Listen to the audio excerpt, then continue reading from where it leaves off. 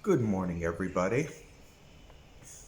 I hope this video finds you well.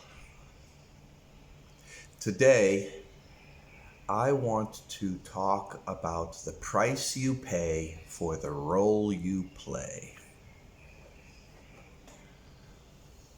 I think we all take on roles, we all enter into agreements, we all do things for various reasons, but there's always a price that we have to pay. And that's what I want to talk about here. Originally, the thought was let me talk about the sacrifices or what I had to deal with for MAJestic. But now, I want to include the scope to include everything. And we'll begin with a couple of examples. Okay? One of the biggest points of contention is that people don't recognize the price they have to pay until they're set and fixed into a system where a price needs to be paid. We all like to say, let the buyer beware.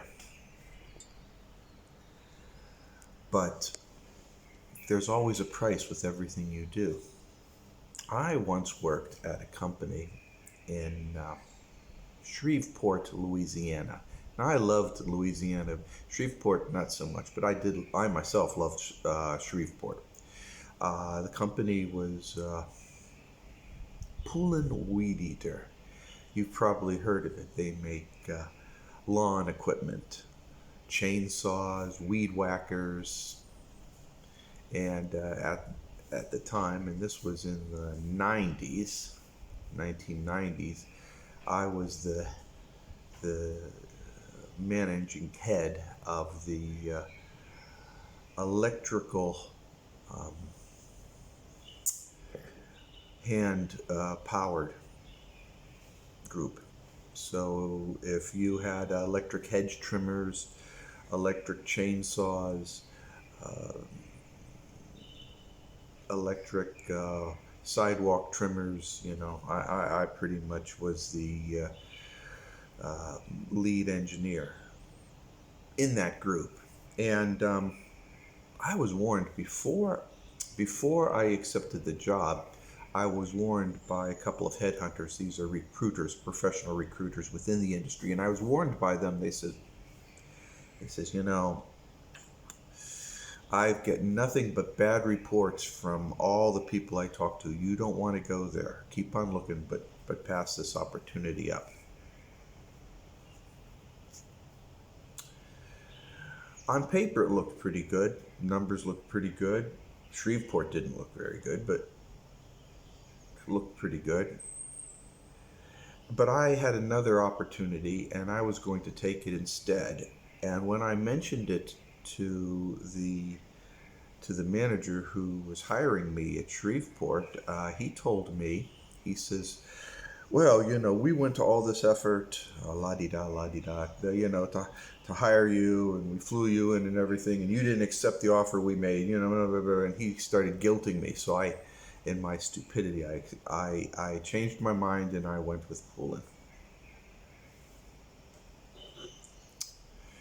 And that turned out to be a hellish experience. After I worked there, and it was a very, very tough working environment. It was sort of like a boot camp for engineers. It was a pretty crazy pace. And after I worked there for a while, they let me go. Turns out that one of the product lines was being managed by a managing group, and they lost the account, so they just got rid of me. But that's not what I want to talk about. I want to talk about an event that happened while I was working there. there was a lot of things that they did that serves this discussion of the price you pay for the role you play. One of the things, when I was working there in my personal life, I was a member of I don't even know what you would call it. You know how you have timeshares for houses and stuff in Florida or in Texas? Well, I was part of a timeshare for flights around the world. They offered great discount flights for group buys, and I had never taken one up. But I was a member. I figured, you pay a couple $100 and you see what happens. And so I did that. And sure enough, I won as part of the group. And they had these various contests and stuff going on. I actually won a trip for two to Amsterdam. And all prices paid, including hotels, the whole package. I got it for free. And I could upgrade to deluxe for a couple $100. So that's what I did. This is what the heck, you know? The only thing is, I was over the weekend, so I would have to take Friday off and Monday off. It was a 4-day weekend event. I didn't think there'd be anything to it. So I went over and I talked to my manager. I says, guess what? I just won this. And, I can't wait to take it. And he says, no. He says, no. If I allow you to accept this prize and travel internationally, I'll have to accept everybody. Everybody will get a prize like this? And why can't you accept it? Why is it within your rules, your feelings, your personal opinions that I can't have 2 fucking days off?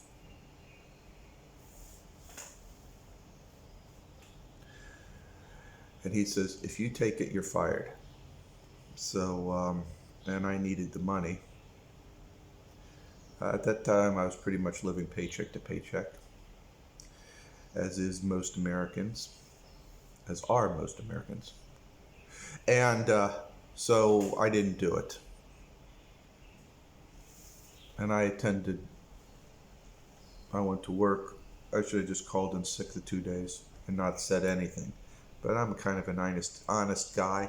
And it was beyond my comprehension that my direct supervisor would say no.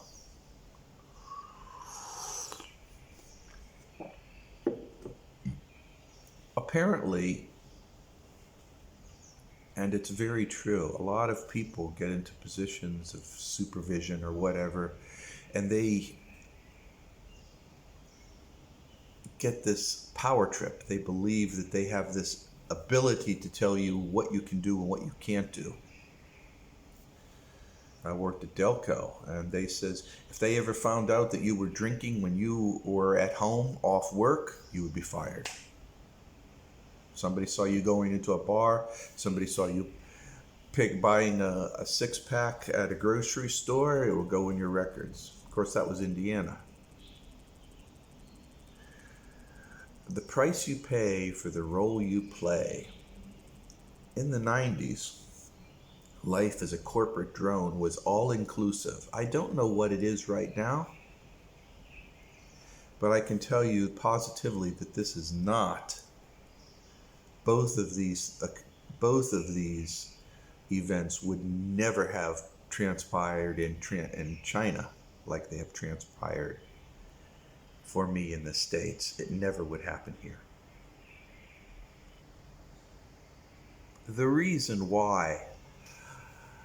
One of the reasons why I really like China is because, or the rest of the world, while they may have different cultural norms, it doesn't seem to be this infatuation with power ruling over others. Maybe in England, perhaps.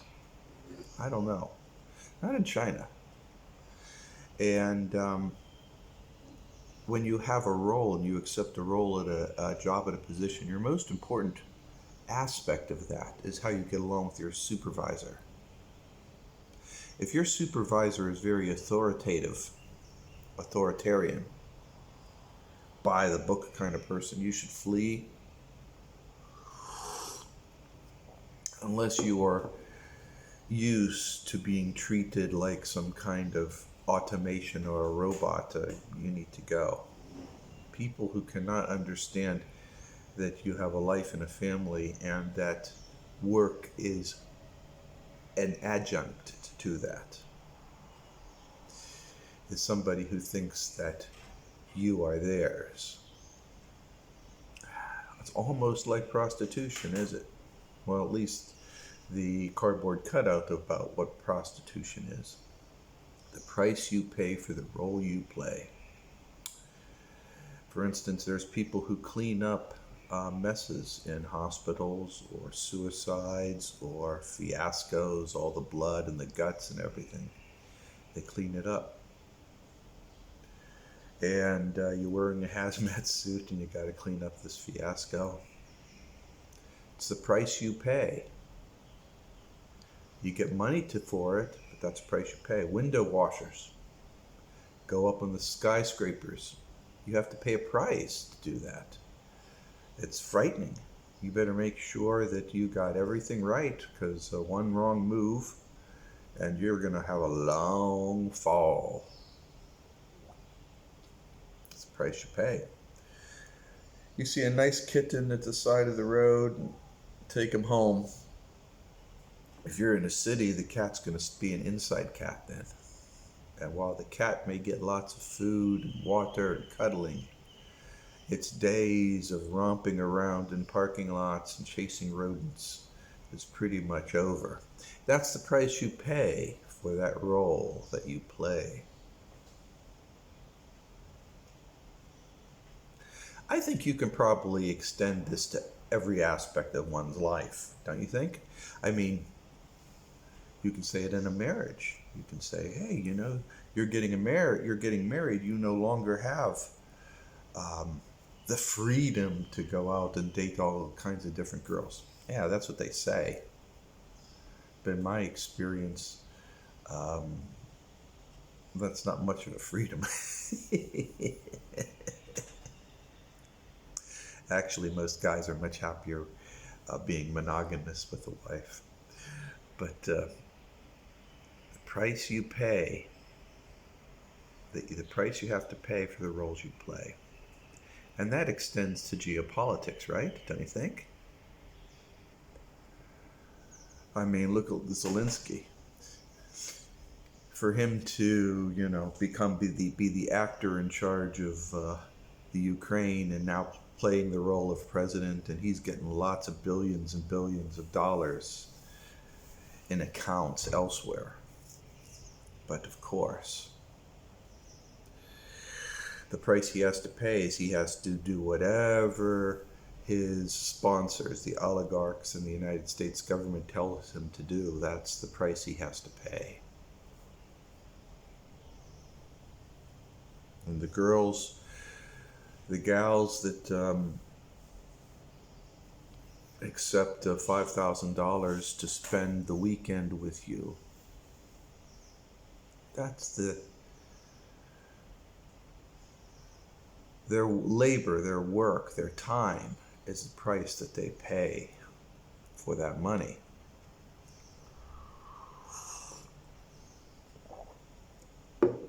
We all pay a price for a role or a life or a type of behavior that we have.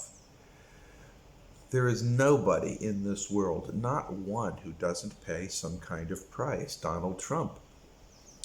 He could have been very, very, very happy just living his life as an oligarch. But he wanted to do something. He wanted to make a difference in the world.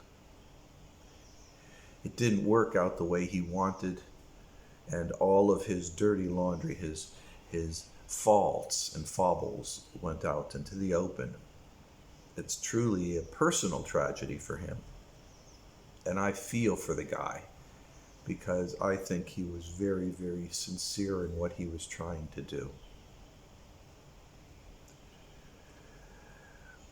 I'm not a progressive. I don't believe that your intentions are more important than the results. You can have good intentions and create a fiasco. And that's wrong. It's not good.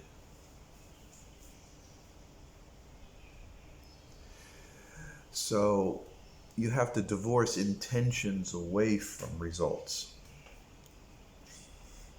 So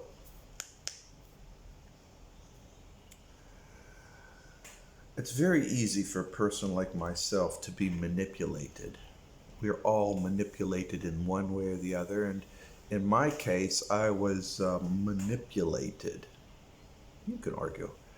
I can go way back that I was selected and agreed to being selected before I was born for the role in MAJestic. You can go way back and say that, and that is something I believe.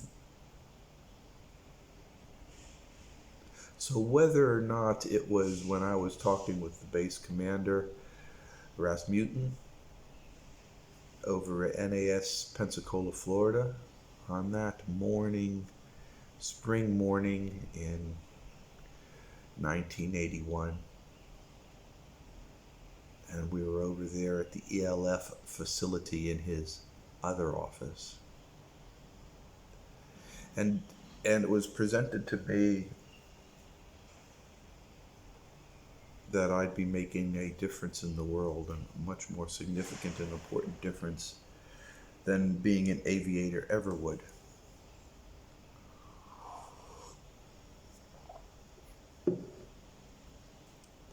You can argue that I was manipulated, as I was, to accept a role that would have consequences, that would alter my destiny and change my lifestyle. And it's been a real roller coaster. It's been a real roller coaster, there's no doubt about that.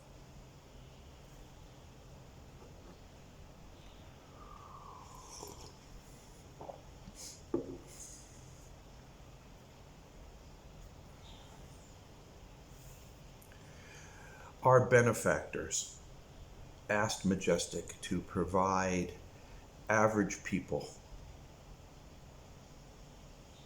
that they could use to help anchor reality with. And MAJestic, thinking, well, we can't just use average people. That would be horrific. We'll just get highly the top 1% of the type 1% of the top 1%. So they got us naval aviators, which by definition were the top 1% of the top 1% of the top 1. Pre-screened, just like astronauts were. Smart intellectually, grades, physical stamina, the whole business, right along the lines. And they selected us. The ones they picked were all of us who not only were high scorers and high drivers, but ones with a technical background. Mine was aerospace engineering with a minor in mechanical engineering. Sebastian, he was an electrical engineer.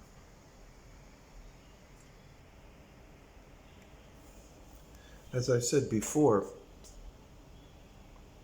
that was not what we ever intended.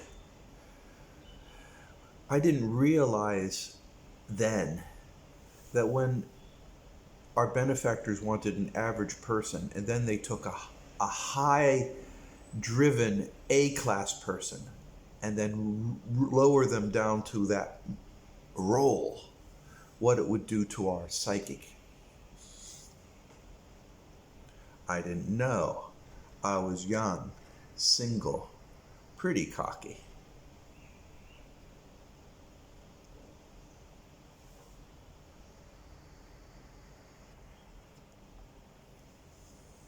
My entire life was studying, being the best physical specimen that I possibly could, studying as intensely as I could, the hardest subjects that I could, whatever the requirement was, learning a language, being able to do whatever it was, I did it because I always wanted to be an astronaut, because that was my dream, that was my goal. I didn't realize that meeting these little green people would require me to change who I was. No, that's not right. Not to change who I was, but change the environment that I created for me. People, I was a race car. And maybe I still am a race car. But I went from a race car on a racetrack to a race car in a decaying junkyard. I went from the best of the best to Joe Average. And all the template, the Worldline templates presented for me were Mr. Average in every way. Of course, I was not allowed to have kids. Of course, I could be married. I wasn't allowed to have kids. And there's reasons for that. At that time, the world lines, as they swapped and as the slides occurred with greater and greater frequency, it affects my relationships with those closest to me. In the case of my wife, she couldn't handle it. She went crazy. The world lines accepted a reality where her family was loonies. So, I mean, it's just, you can't have kids in that environment. I didn't realize that. I didn't even know anything at all about that. It's a price you pay. So, instead of an exciting life, flying planes and doing operations in exotic Syria, Iraq, I was Mr. Average, toiling a 9 to 5 in cubicle cities in American industry, one industry after the other, after the other, after the other. I lived a cross between Idiocy, the movie Idiocy, and the movie Office Space. I swear to God, it was just phenomenal.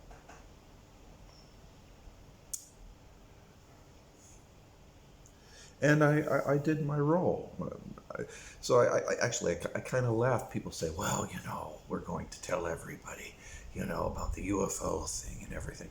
People, the moment they say that the organization MAJestic exists or existed, my ears will pick up. But they won't.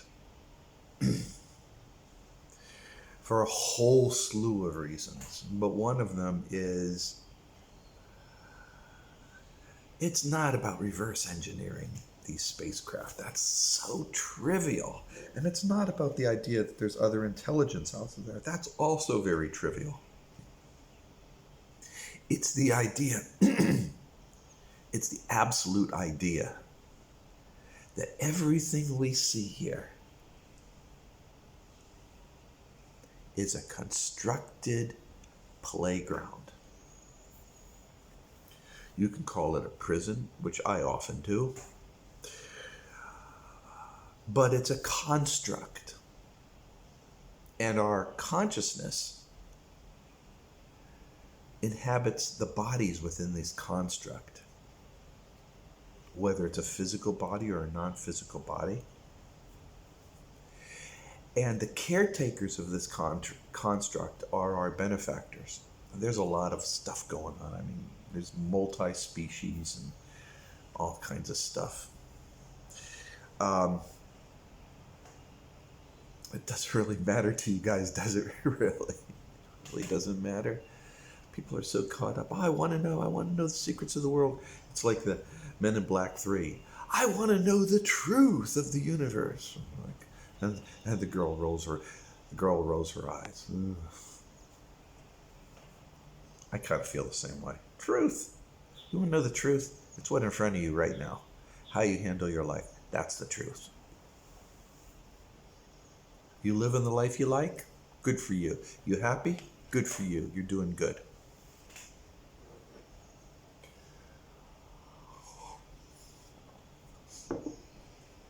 So the price you pay for the role I play, the price I had to pay was to be Mr. Joe Average, and of course, and then I was retired. Leaving that after my retirement was a destitute life. Nobody tells you what it's like to be a secret agent and retired. The closest is the movie The Prisoner, which I gave you a couple of snippets on the website. I am a man, I am not a number. But that's the way life is. Those of you who had the misfortune of going through a divorce, or maybe you're not divorced, but you had split up with your spouse, can attest that there was a price that you had to pay when you were with that other person. And it reached a point where that price was unacceptable to you, and you moved in separate directions.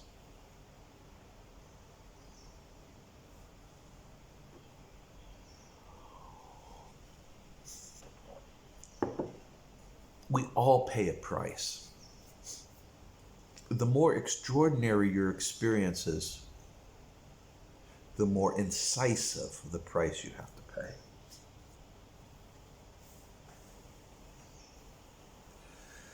I joke and laugh when I see obvious fakers who pretend, oh, well, yeah, I'm part of the Space Command, and, I've gotten messages from Zeta Rakuli, and I know all this kind of stuff. You guys don't know jack shit. Sorry, guys, you don't know jack shit. And I do have to laugh about that. Because these people haven't paid the obvious prices that you have to pay. Because the more extraordinary your life, the bigger the prices you have to pay for it. And that's the truism. If you want to become president of the United States, well, there's a price you have to pay for that role.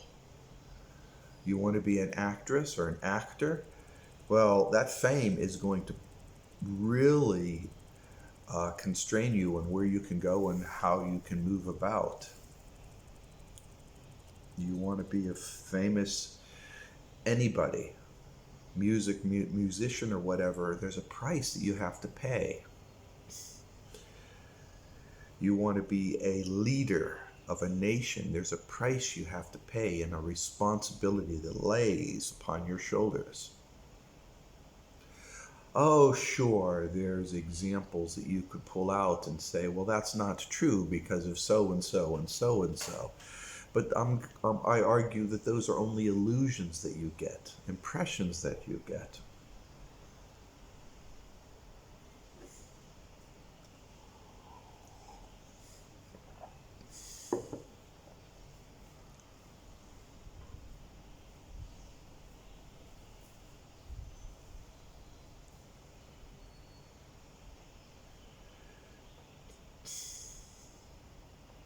And the reality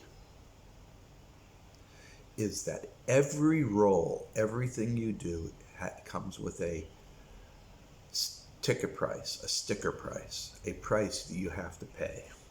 Everything that you do. Maybe it's just a one-off event. You ride a motorcycle without a helmet, 90% of the time, there's no mishaps. You have one wreck, and then you may have a concussion or worse.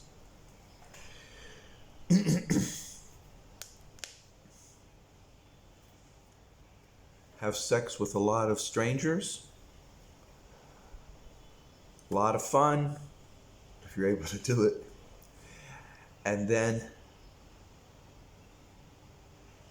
maybe you catch something that is life altering, like AIDS or some other sexually transmitted virus. So everything we do comes with a price. If you are tired of living in the city and you move to another area, as many followers have done or are contemplating, there are prices that you have to pay because you're moving from one environment to another. New York City to, say, the rural South, it's a price. It's exciting, but there's going to be things you're going to miss. It's a price you have to pay. You trade off one thing for another thing. For me, whether it was my job in Shreveport or my role in MAJestic, it didn't matter. There were prices I had to pay, but I wasn't aware that I had to pay those prices. You can't say it's assumed in the contract. You can't say that because they pull a United States. They don't believe in contracts.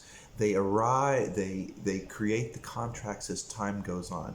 Now in the UK, a contract is a contract. That's it.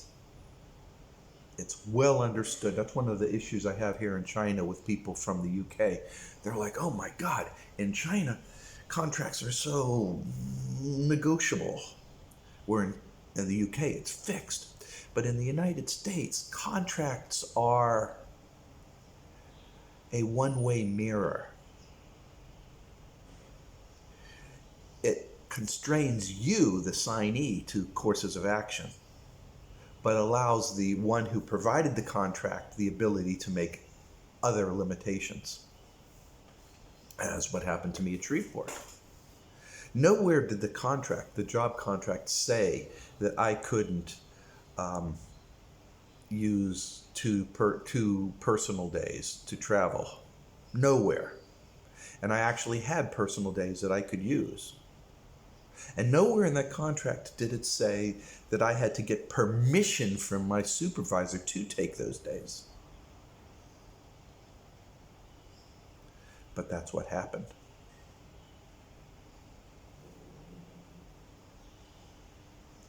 So these prices you pay are often hidden and unknown when you sign up for an adventure. So for me, in MAJestic, when I signed up for this, I was unaware of the prices that I would have to pay. For me, it was an adventure. I'm in my 20s. The world is my oyster. I'm at the top of the top. We're constantly reinforced how great and special we are. And of course, we all ate it up and we all believed it. And since we so believed it, when the base commander calls me up out of rail car in the morning and I go to see him, I mean, that's just the highest praise ever. Telling me, everything that he told me and the big talk that we had.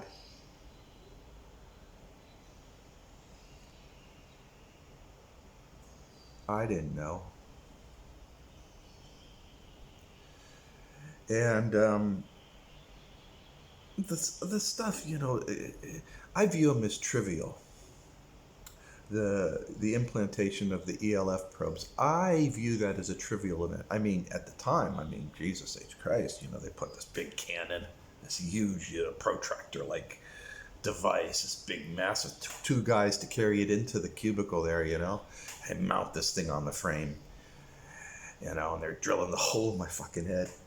I mean, looking back, Of course, it seems pretty goddamn odd, But at the time, I was like, yeah, this is what I got to do. Okay, so I do it, no problem.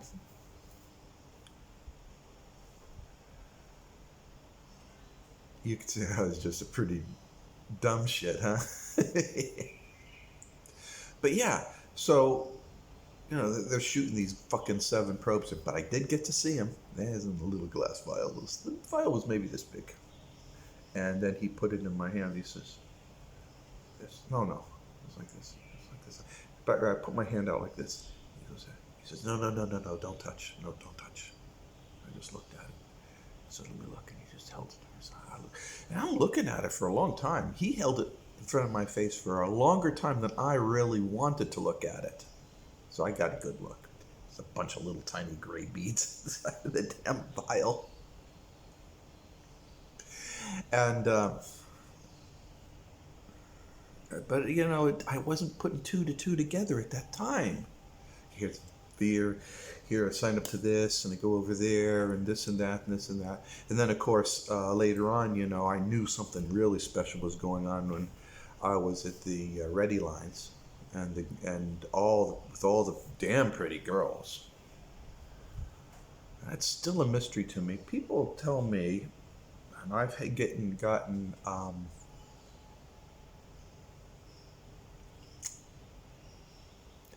I've gotten emails and comments from some women who claimed that they were in similar organizations, just like I described. And their organization went by different names, one of which was the Guardians. I don't know so much about that. That's all hearsay right now. But yeah, they were real pretty girls. So I knew I must have been special because it was just me and Sebastian. We're surrounded by 30-some really, really beautiful women. And so I knew something was special was out, but I didn't know the price that I would have to pay. At that time, sure, I had read some science fiction stories, but I viewed them as fiction. Sure, I watched Star Trek, but I viewed it as a fiction. I knew what a teleporter was because I watched, Star Trek. I knew you go in there and they zap you to another location. But I had no idea that that technology actually did exist and that I could use it myself.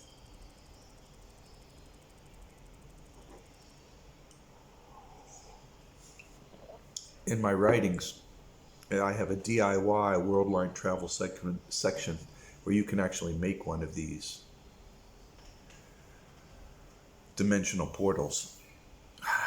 I have the equations on how it works and the theory behind all of it and how to construct one. A basic one, okay?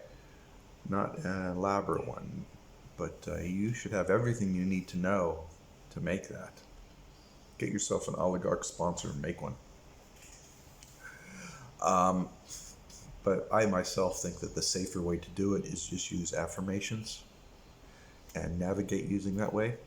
By the way, most of the Metallicman followers right now have been doing affirmation campaigns, and I can tell you one of the reasons why things are quiet is because a lot of them are undergoing a hell of a lot of changes right now because of their affirmations, and they are too busy dealing with them. DM, Piss Lizard, number of people, all are going through changes because of your affirmations. And I want to tell you, it's a little side event right here, but I want to express to you guys that it's the price you pay. You go through this discomfort and you'll emerge on the other side closer to the goals that you specified for. Between 3 and 5 years, you will be there. So remember, this is not a one-off, you just do a campaign and that's it, you forget about it forever. You gotta do a campaign, then the dwell time, and then another campaign, then the dwell time. Eventually, you're steering your ship to your goals, and you will get there.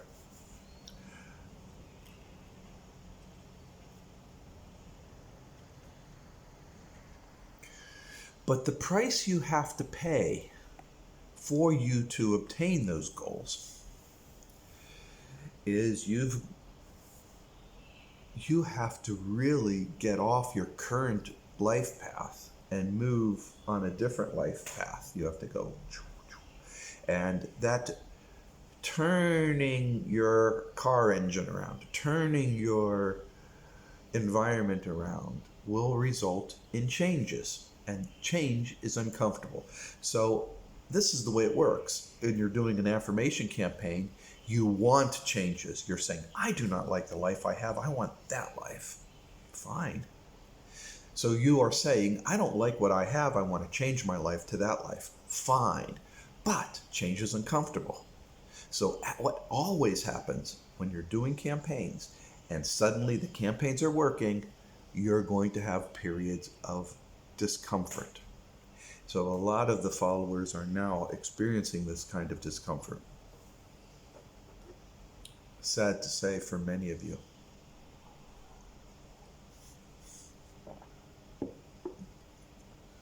And that's the price you got to pay, guys. So no matter what you do, there's a price you have to pay. And for me, I learned a lot. But you know, guys, as an older man now, and I'm looking back, wish I knew now what I didn't know then. Our experiences change who we are. If you're living in New York City all your life and then suddenly you move to rural Florida, you change. Change is a good thing because you learn a lot. If you never move anywhere, you don't have that great degree of change. You do learn. We're constantly learning. But change, travel, adventures. See, travel opens your eyes wider than a person who doesn't travel. And change opens your brain wide. And that's what you want. So in my case, my change was very, very extraordinary. And the experiences I had were outrageously extraordinary. And thus the changes I experienced were stunning. I would go from one world line and a slide to another one, and they were very different. Very, very different. I'm stuck right now on a template. It's a template, pretty much. I'm pretty convinced it's a template. Where Americans eat potatoes with toast, bacon, and eggs for breakfast. When I grew up, Americans ate toast, eggs, bacon, or ham, and baked beans. You can argue it's a triviality, and I suppose it is a triviality, but these changes result in experiences, and your memories don't change. The memories of the past don't change. And so while these things are going on, you'll have these memories that are associated with other templates and other world lines. Knowing how the system works is the price you have to pay. Sometimes I think it would have been better if I would have just been lazy. Just did the bare minimum, got C's in school, skipped class a lot like my friends, took easier classes in university and just partied, screwed around a lot. Wasn't so damn serious, because I really was a serious guy. I kind of wish I wasn't such an A-class type person, more of a softer B type person, you know. But I'm an A kind of guy, all right? Driven. Gotta do this, driven. And then when I joined MAJestic, holy fucking shit. Driven. I am fucking driven. It's like you want to calm down, but the car engine is still pinging from the long, long, hard, cross world travel in the hot summer sun. It's still pinging, pinging, pinging. Christ almighty. That's the way it is. And thus, as what I've been saying and been trying to say, and emphasizing, obviously emphasizing, is that there's always a price you need to pay for the roles that you play. And you can use this understanding to demask or unmask fakes, fakers, swindlers, though they can be pretty darn good. But if it doesn't look like they're paying a price, they don't talk about the price that they had. If they say, well, you know, I was part of a secret organization or whatever, and they're not paying a price for that, you always pay a price. The more extraordinary your life, the more extraordinary your experiences, the bigger the price you have to pay. That's a fact, Jack. So for those of you who are in the process of changing your life or desirous of changing your life, and you're using affirmation prayer campaigns to do so, and you're following your fate forecasting, and you're doing all this, and you're ready and willing to change it and expecting the changes to unravel in your life, these are the prices you have to pay for playing in the new roles that you're setting up. One of the most common complaints that people have is their loved ones, their husbands, their wives, their boyfriends, their girlfriends. When they first start reading their own affirmations, of course, your spouse or your loved ones will think you're going crazy. They'll even think you're in a cult. They may even forbid you to do so or participate in it, which is one of the reasons why I tell everybody, your thoughts are your thoughts. Your dreams are your dreams. Your desires are your desires, and there is nobody who has the right to tell you that you can't have them, or you shouldn't have them, you shouldn't desire them. So you keep them personal, you keep them private, you keep them under lock and key. If you put them on the computer, put a password on it. If you have a book, you keep the book hidden. Or however you may handle it. It's your personal, private thoughts. Because that's the first hurdle. Because you have, when you're on the world line vector and you're traveling in and out of these world lines, you have an inertia built up, and it's just easier to just follow the course. But you want to change course, and that alteration of course is going to cause the entire environment around you to start going up against you. And that's the price you pay if you want to change your life. You'll reach a point, if you're doing your affirmations correctly, that this opposition of your loved ones, your spouse or your boyfriends or your girlfriends, will start peeling away. They'll start dropping off to the side. That's historical. Everybody experiences it. Everybody writes to me and says that that's pretty much things have kind of ended up. They don't understand it. I'm telling you, that's the way it works. All the things that I've suggested on prayer affirmations hold true. Keep things basic in general, but throw in one or two telltales.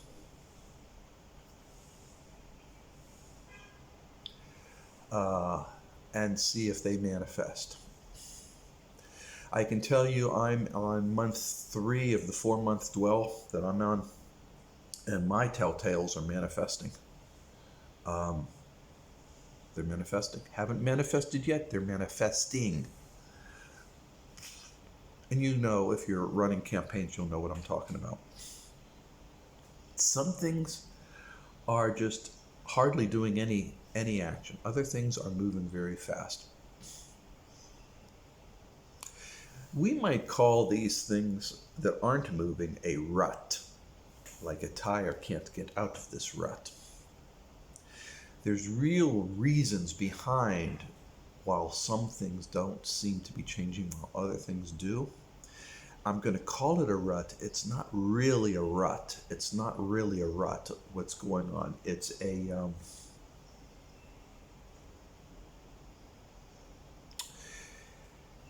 long series of event experiences that have created a large amount of inertia in certain areas that you have to break out of.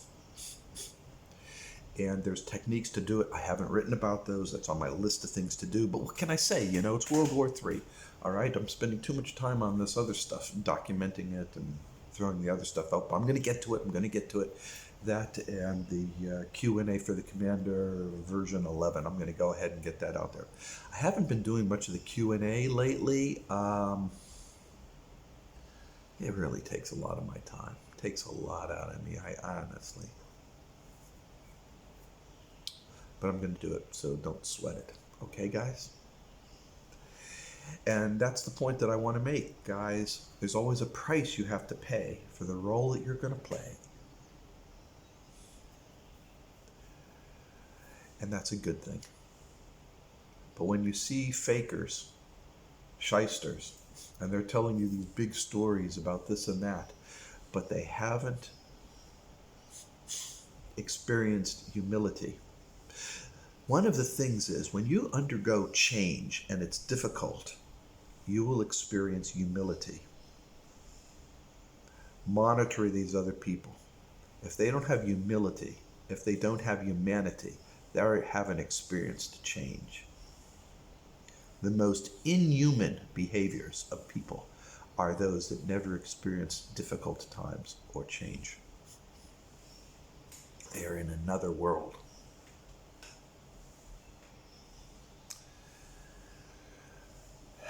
And at that, guys, I wish you well.